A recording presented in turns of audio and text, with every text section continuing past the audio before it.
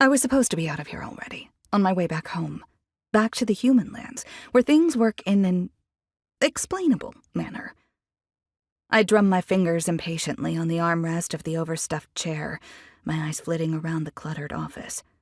Shelves overflow with ancient, leather-bound tomes that seem to hum with magical energy.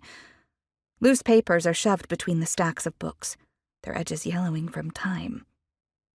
A collection of enchanted hourglasses glitters in the sunlight streaming through the bay window, the sand flowing upwards in some of them. All of them emphasize how late this meeting is running. As I glare at the hourglasses, I sense movement in my periphery. In the corner, a seemingly sentient plant waves its fronds at me in a seemingly friendly greeting. This is too much. I'm a practical person, more comfortable in my sleek modern office in the city than in this eccentric den of magic. My tailored blazer and dress feel out of place amidst the quirks and clutter. Beside me, my friend and client, Echo, lounges comfortably in her chair, completely at ease. She would be, of course. She's a siren who grew up here in the magical town of Elderberry Falls. This feels like a regular day for her. For me, not so much.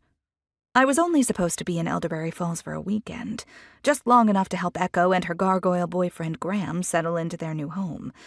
Just long enough to get a taste of the magical realm for the first time in my life before going back to my nice and normal everyday existence. Unfortunately, fate had other plans. Almost as soon as I stepped foot into this town, I started getting pelted by magical paper airplanes. Next thing I know, I'm being told that the paper airplanes are legal documents and that I'm the beneficiary of some sort of mysterious inheritance. From a woman I've never heard of before. The clip-clop of hooves on hardwood pulls me from my thoughts. Barnabas Clover, an elderly satyr and also an estate attorney, shuffles into the room. He has a quill tucked haphazardly behind one curling horn. His mismatched socks peek out from beneath rumpled trousers as he makes his way to the desk, nearly knocking over a precariously stacked pile of papers. "Ah, Miss Russo," he says warmly, peering at me over the top of his glasses. "Thank you for your patience. Now, let's see here." He shuffles through the papers on his desk, mumbling to himself. I resist the urge to lean over and straighten the stack. Finally, he pulls out a crinkled envelope and clears his throat.